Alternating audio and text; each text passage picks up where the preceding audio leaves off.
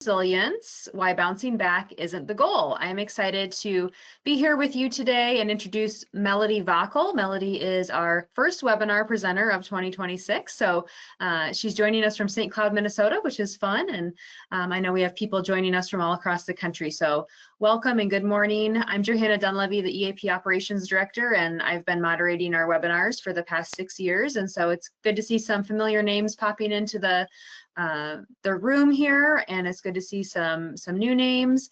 Melody is going to get us kicked off, and I'll join back towards the end and talk about EAP benefits and an upcoming opportunity to connect more with Melody. Good morning. I am so grateful that you are taking the time out of your busy morning to join us for our webinar today, and wanted to just share with you a little bit about my background. And I am going to do that right now as soon as I find the clicker for, there we go. I spent 35 years as a speech language pathologist in an early childhood special education program here in St. Cloud.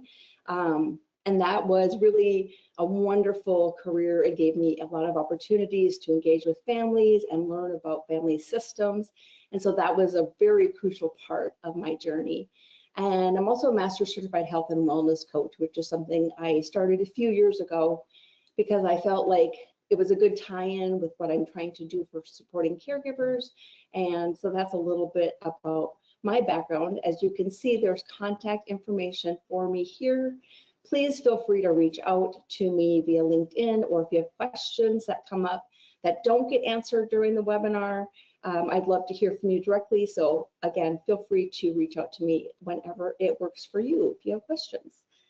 So I want to start today with talking a little bit about what resilience is and what it's not. So as we said, this is our introduction to the series.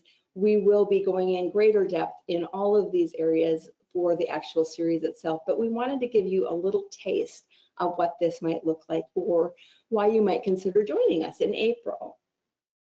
People often think of resilience as someone who never gets struck down, never has challenges, never seems to experience any hardship, and they're always strong, always vibrant, and moving forward with this incredible energy. What resilience actually is being able to shift and change and accept where you are in the journey, regardless of what's happening. And it doesn't mean that you always look strong. It doesn't mean that you are always the person that pushes harder, strives for more, accomplishes more. It's more a matter of not pretending that things are okay when they're not, and being willing to acknowledge that journey. So before we move forward, I want to share with you a little moment in my own personal life that really gave me the opportunity to shift, to understand the process of resilience, and to find a way to move forward even when life wasn't what I anticipated. Because as you all know, life doesn't always turn out exactly the way we'd planned. It's not always sunshine and roses.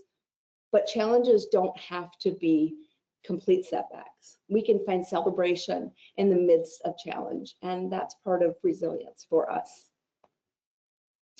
So I want to start and tell you a little bit of a story about my son, Isaac. Isaac is now 30, so this was a long time ago, but it's a moment that really has shaped and defined my life as a human, as a mom, and as someone who tries to support others in the role of caregiving. When Isaac was 10 weeks old, tiny, with that squishy new baby squish, I was trying to get ready for work one morning. He was 10 weeks old, his sister was 4, and I was doing what felt like the impossible, which was trying to get not 1, but 2 children ready and off to daycare. And I was racing around, trying to do it, trying to get them ready, trying to get to work on time, and I did it. Success, I thought. I had done it. We were ready. I could do this whole mom of 2 thing. But then later, around lunchtime, I got this feeling in the pit of my stomach. Do you ever get those moments when something just feels off? So I decided I'd check in with daycare, and when I called, her voice was very quiet, and she said, you know, something doesn't seem right with Isaac. He's very sleepy, and he really hasn't eaten since you left. Since I only worked a block or two away, I thought, no problem, I will just swing by, I'll touch base, and it'll all be fine. It's probably nothing. I'm sure that it's absolutely nothing. But when I arrived, nothing suddenly became everything. Within minutes, my husband had arrived. He was also just a few blocks away. And we were racing with Isaac to the local emergency room. When we got there, a team of medical professionals came out. They took Isaac and we rushed after them down the hall. Isaac was quickly surrounded by a full team of medical staff, and they were really trying desperately to save his life. Because Isaac had suffered a respiratory arrest. There was no warning, there was no preparation, there was only before and then after. And in that space, Isaac transitioned from being a healthy 10-week-old baby to being a child with blindness, with cerebral palsy, with epilepsy. And as he grew, we learned that he had cognitive and communication challenges. And I didn't know if I could survive. I didn't feel strong. I certainly didn't feel prepared. Here I was just trying to adapt to having a new baby, and now he wasn't just a typical baby to care for. So in that moment when Isaac shifted from being a healthy child to being a child with special needs, I also shifted from being a mom to being a caregiver.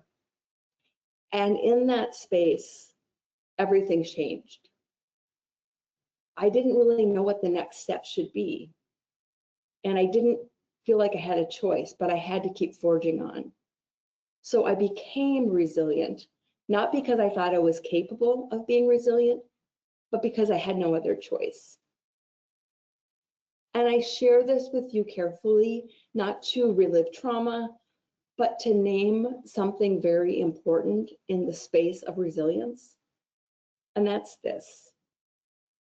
We all have moments of change and shift in our lives. We all have parts of our journey that are unexpected. Sometimes they're challenges, but sometimes they're celebrations. Things like a new baby, a new relationship, maybe planning for a big event. Those can also be moments to claim and exercise resilience. They don't have to be things that are overwhelming, but sometimes we don't believe that we have the resilience within us to move forward. We think that resilient is what other people are. We think that we should just take care of ourselves and be our strong selves, but it's not always that easy. But that's part of what the journey is for us as humans, and as the series is evolving, to think about what does resilience feel like, not only in the hard times, but what does it feel like when it's maybe just one more thing that is laid on your plate that causes that general stress level to reach a boiling point. It doesn't have to be a big thing. Sometimes it's the smallest things that shift our perspective and help us to realize that we have to become more resilient. And that's our hope for you during our series, is that that will be something that you are able to see and grow with and become more resilient through the process.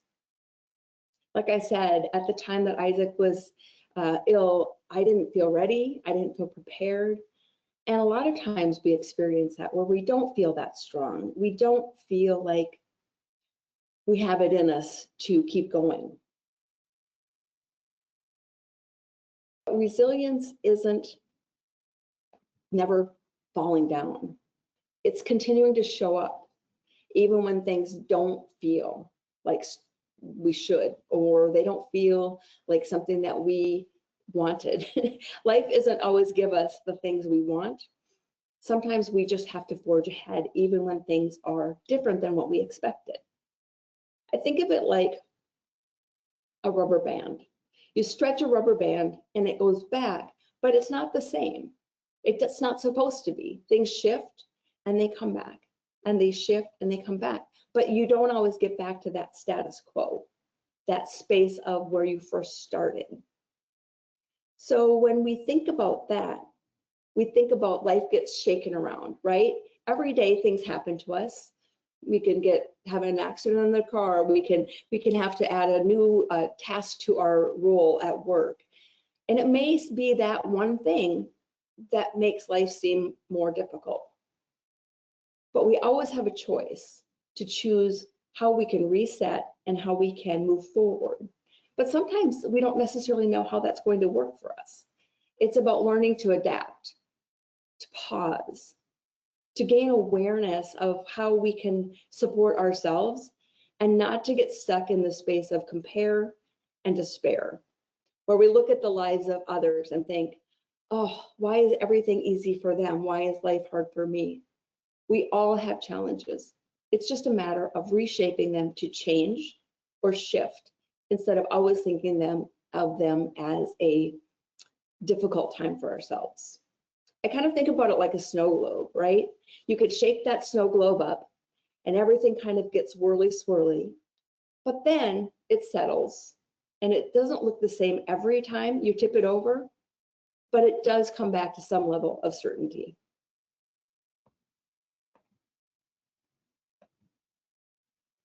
Like I said, resilience isn't necessarily about bouncing back. It's learning how we can adapt and how we can move forward. So in our series, we are going to have a time to slow down, to really unpack these concepts and to practice understanding and figuring out how these tools can help us in our regular day-to-day life. One of the things I wrote about in my book was that when things get hard and things shift, we still have the opportunity to grow and make those challenges celebrations. A lot of times people think that resilience is about never struggling, never having challenges, or we think that people who are strong don't struggle. A lot of people carry things that we don't even anticipate or understand. We don't see their day-to-day life. We're comparing our outsides to their insides, and we don't know. So taking the opportunity to realize that even people who appear to be strong, who appear to have it all together, also have challenges.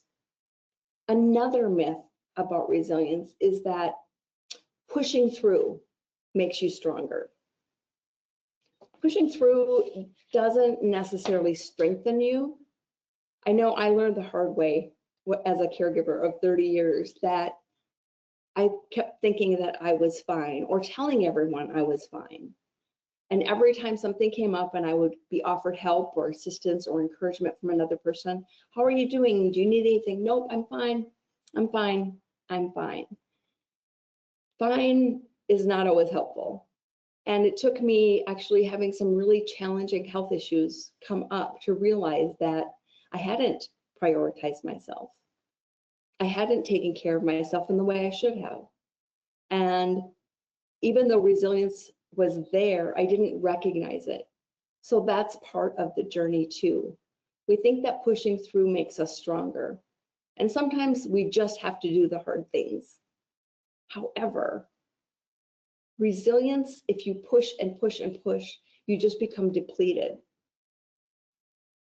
And we need to work towards having sustainable resilience, sustainable self-care, and finding a way to go forward, even if things look different than we expected. And resilience isn't something that's a personality trait, which brings us to myth number 3, which is you either have resilience or you don't. Not true. Resilience is a practice, just like anything else we need to learn and develop, whether it's learning to play an instrument whether it is learning a foreign language, all of those things require practice. But practice doesn't make perfect. I know we've heard that for a long time, right? Practice makes perfect. Perfection is a myth, so let's just knock that one out of the park. We don't need to be perfect. We're not supposed to be. But practice makes permanent. So the things that we do most often are the things that we rely on, and those are the skills that become permanent. So just like other skills we learn and develop in our jobs, in our home lives, in our journeys on this planet, we can grow and develop a resilience practice. And that's one of the things we're going to address in our series. I'm curious. Give me 1 second. There we go. Anybody have life changes? Anybody ever have things that are unexpected in their world? I would imagine so. We all know that life changes from day to day, from moment to moment. Some of them are little changes, unexpected. Oh, I thought that I had this meeting, it got canceled, now I have time at my desk. Or sometimes I forgot I had the meeting and I'm not prepared. All of those things are part of resilience, shifting, focusing, taking what we thought was going to happen, realizing that maybe it's going to be different, and learning to shift on the dime sometimes, right? Finding that space of being resilience. Another part of resilience, and that is actually true, is this: pausing protects your strength. Forging ahead, going, doesn't always give us the opportunity to stop, to reflect, to notice what's happening. So practicing that moment of pause before you launch into something new. It helps you to reset. It helps you to recognize where you are, regulate your mood, and then just redefine what you want that moment to look like. Another truth about resilience is that resilience, like I said earlier, is a practice. We can all learn skills about being more resilient. We can always practice. Not every day is going to be perfect. Not every day is going to be the same. Some days we might feel more resilient. We might feel stronger, but situations shift. Maybe we're ill. Maybe there's been something new that's come into our lives that we're trying to figure out. So resilience doesn't look the same every day. And that's okay, because rarely do two things look the same. So my question for you is this: when life gets hard, what is your first go-to? And don't worry, there are no wrong answers here. So thinking about this, if you have a challenge, if you have a shift, something changes, do you tend to A, push through, B, shut down, C, feel stuck, or D, pause, at least sometimes? I'd love it if you'd throw those in the chat.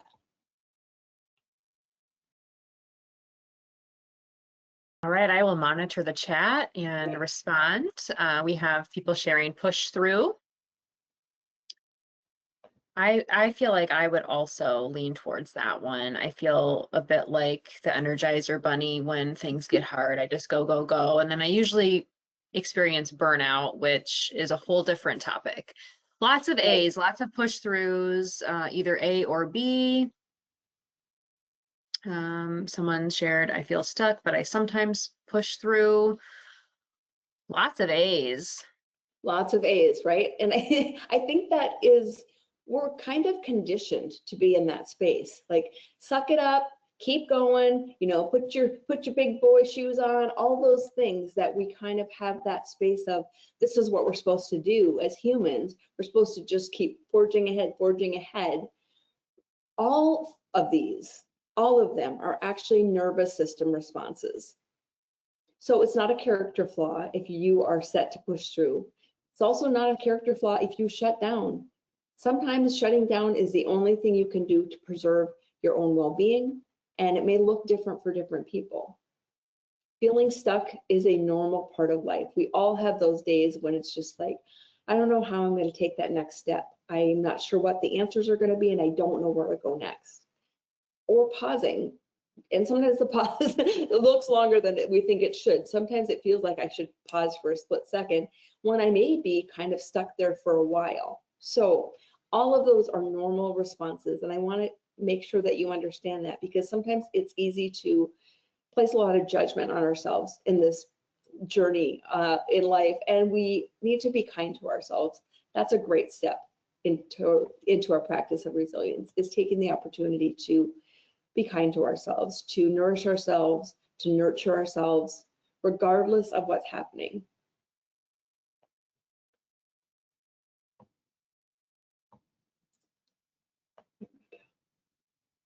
So when we think about resilience,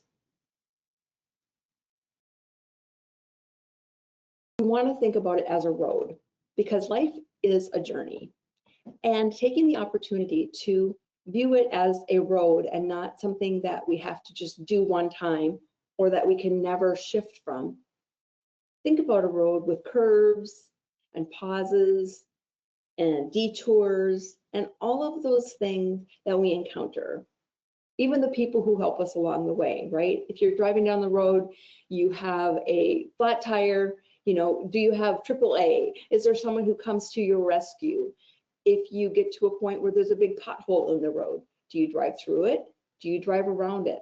All of those are shifts that we make as we travel. And life is the ultimate journey. It's the ultimate road. And you don't have to have the whole map figured out right away. You just have to look at the legend, figure out which direction you need to go, and just take one small step at a time. And that will help build your practice of resilience.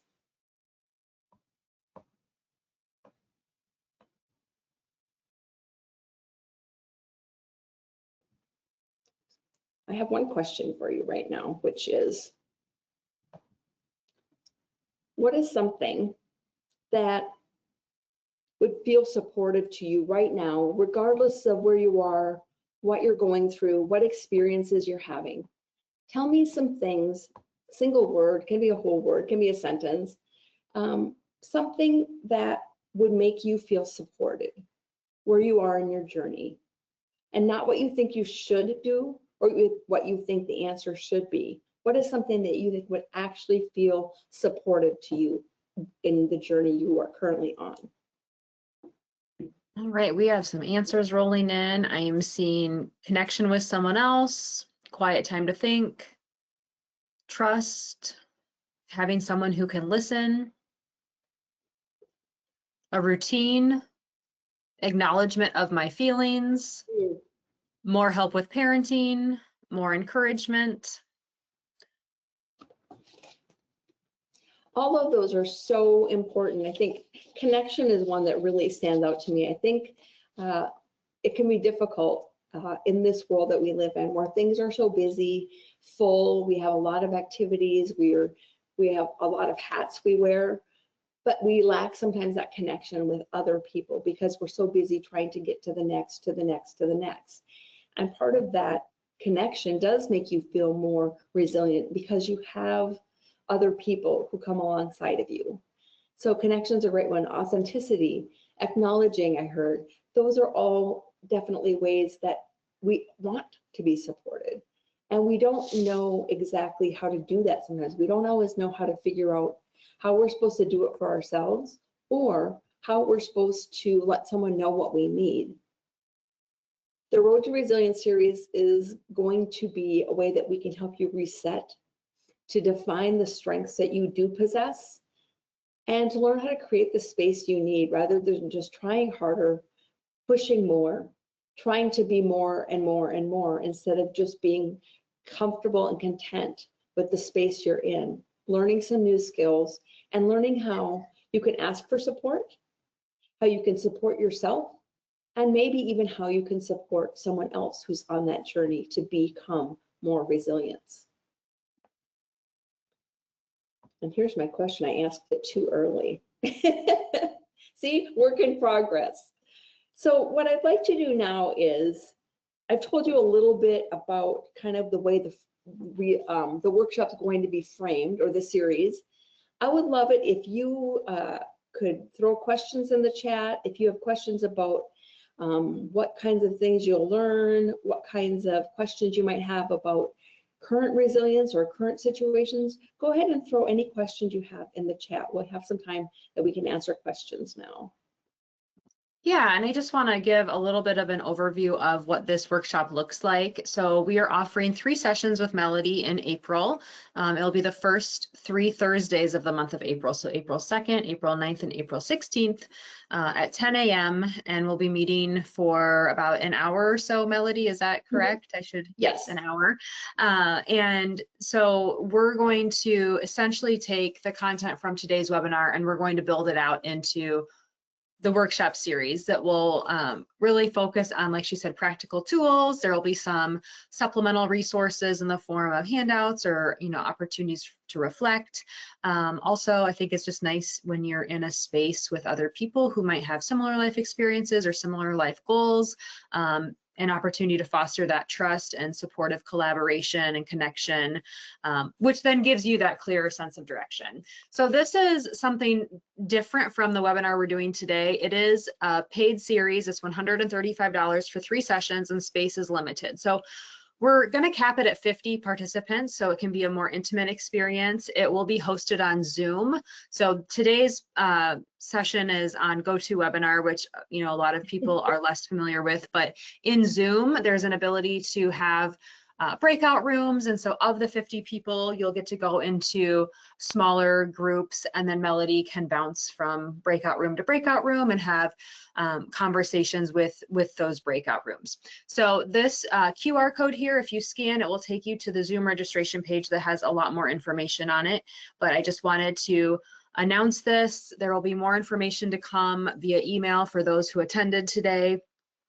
Today's session has been recorded and we'll also post this up on our website for you to maybe look at again if you want to just go back and visit some of the talking points that Melody shared. But really the session in April is going to be a much deeper dive on resilience. And so, you know, we're very excited and we hope you consider attending. I will now take any questions about the series, but before, as those are rolling in, there was a question back about 10 minutes ago, Melody, and it was on the slide that gave people the options to choose how they respond, A, B, C, or D. If someone asks, what does pause really mean? Is it not worrying about a problem at the moment? An example of how to practice the pause would be helpful. Absolutely, absolutely. For me, practicing the pause gives me that sense of even just before I respond, taking a moment to reflect, taking a moment to think about what it is that might be helpful, because so often we have this space of we just react so quickly that we don't have time to even honor where we are in the journey. So for me, that space is taking time to take a deep breath, taking time to look at some options rather than just becoming so reactive and then looking back at that and thinking, oh, I kind of wish I had done that differently. So that's kind of what I think of, and I think of terms of pause, is just taking that time to just step back for a minute. And sometimes we think pausing can be like we're not supposed to ever take a moment to think. We're supposed to be always jumping to the right next step. And it's just a more term of like, okay, I need to just recalibrate here, reset a little bit. So pausing can give us the opportunity to do that as well. Great question. Thank you for sharing that one.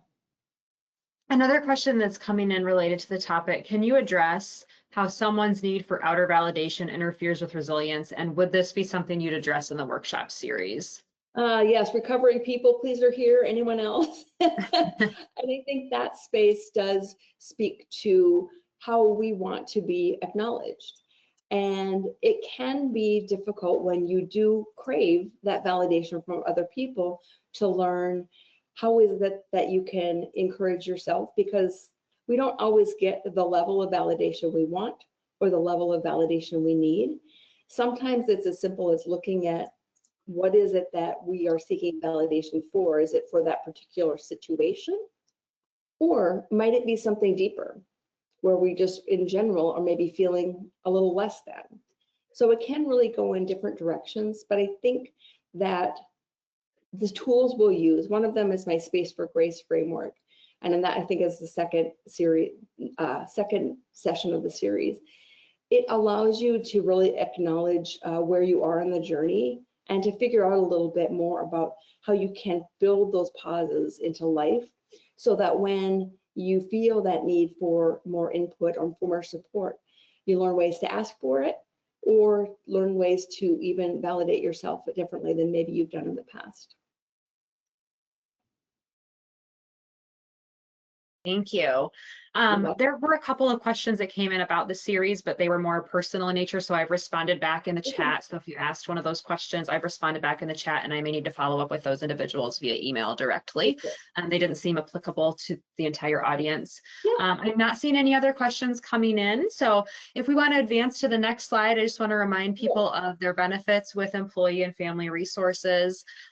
So if you have EFR's EAP, which I assume most of you do, we always want to remind you that when life happens, we're here to help, and you can call us 24/7 at the 800 number listed here on the screen, as well as visiting our website, efr.org, for lots of great resources. We will put the series information up on the website. Actually, it's already there. So thanks to our marketing team who got that up this morning. So you can learn more about the April series on our website under the, let's see here, the Connect menu. And then you just click on webinars and you'll find more information there.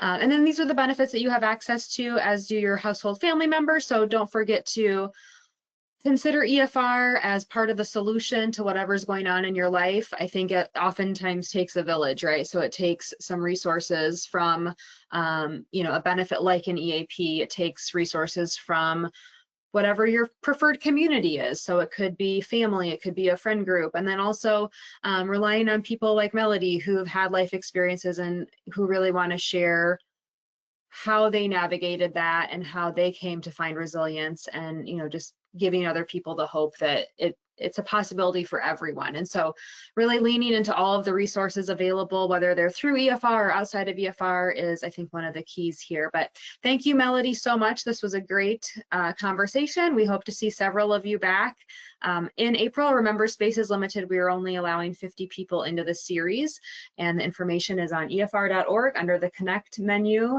Click on webinars, and also because you joined today, you will be receiving an email communication. So look for that as well, and make it a great day. Thank you, Melody. Yeah, thank you so much for everything, and you all stay safe, stay warm, and keep rising. Thank you. Bye-bye. Bye.